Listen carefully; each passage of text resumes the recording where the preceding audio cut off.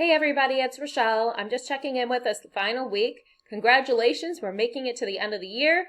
I know it's been a struggle to go into this e-learning and be forced into it right away, but I think that we should all be proud of the progress that we've made.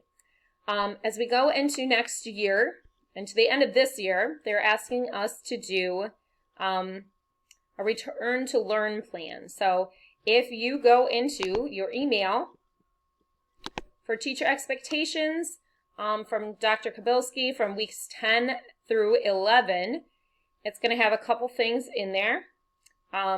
Just FYI, here's the slides that you need to complete by the end of June. I guess that would be like June 9th. By June 9th. Also, it has your asynchronistic video submission if you haven't done that already.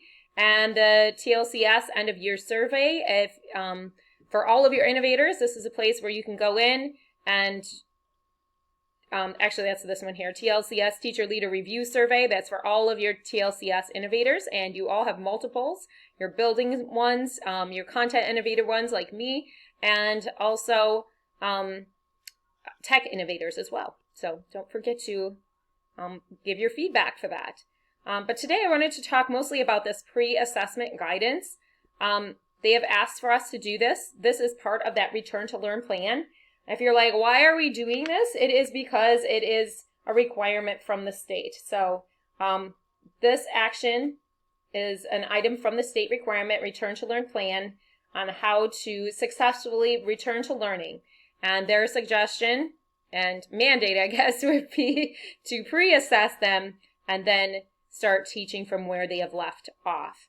It is more difficult with this fourth quarter voluntary learning for us to know where students are and what they've learned and what information they've done. And for a lot of us, we've seen that not all the children have been on and been participating. So it's important for us to find out where they are at and start where they are. If you go into the pre-assessment guidance,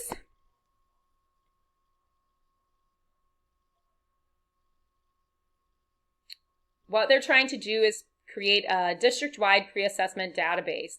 So these are pre-assessment things that can be used in the future, that we're going to have a database for other things that we need pre-assessments for.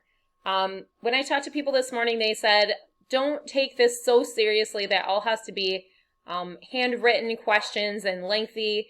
They talked about sprinkling, which I think is a little bit more relevant to somebody who's teaching like third grade, where you can kind of just have little mini pre-assessments as you're doing different things.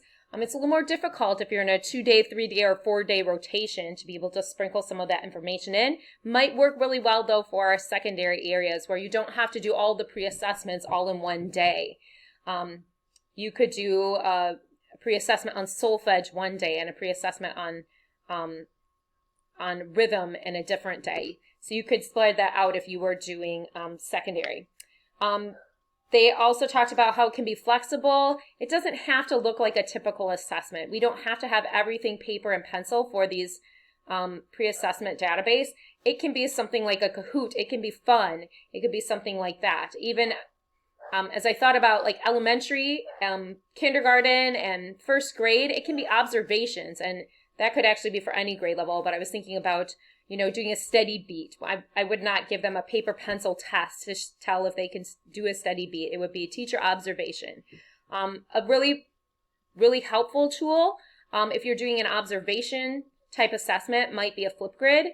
That would be something that you can use in all of these different kinds of learning environments. So part of this is also for us to get us thinking about, what does learning look like as we return in the fall? Be prepared to do the face-to-face model, which is regular teacher instruction in a classroom. What does it look like to do e-learning, which is what we've been doing for the last couple weeks? And what would it look like to do a hybrid of that? And for something like Flipgrid, you could use that tool in all of those different areas to be able to do an assessment.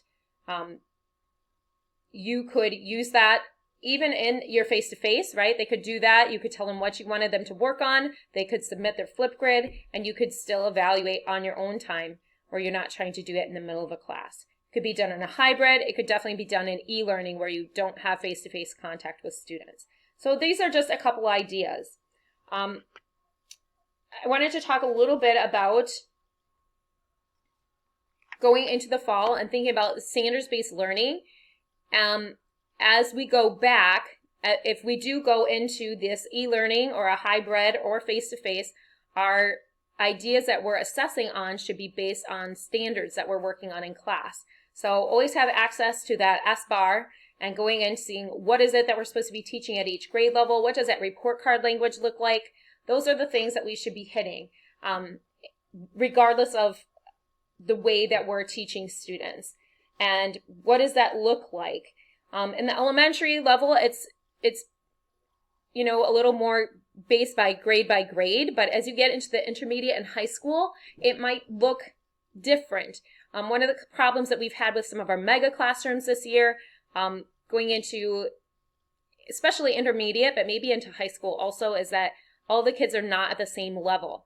And it is a possibility for us to think about how can we provide options for students to meet them with where they're at. So that could be differentiation by where they are in their learning. If, let's say, you were working on reading solfege, if they were really beginning, you might have to really scaffold that and give them a beginning level lesson.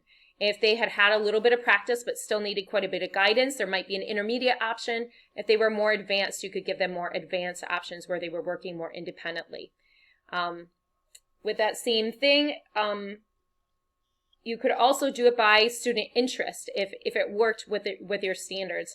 An example was given to me this morning about an art teacher who had an art class, and they had it by what they were interested in. I'd have to do a little more thinking to see how that would fit for music, but they created an art e-learning class. Well, actually, it was a face-to-face class, but they used e-learning. They used Google Classroom, and they had it by, did you want to learn drawing? Did you want to do different kinds of art? So they had it set up that way. Anyway, I know this was a long video today. Hope that you were able to get something out of it. Think a little bit more about what does it look like to have learning coming in the fall, whether it's face-to-face, a hybrid, or e-learning, and what does it look like to differentiate for our students, whether to be able to meet them at different levels, and to be able to add those levels in if they're needed, and how do we teach the standards in these different areas, going from face-to-face, hybrid learning, and e-learning. All right, I will see you all in CTTs this week. I hope this was helpful. Thanks.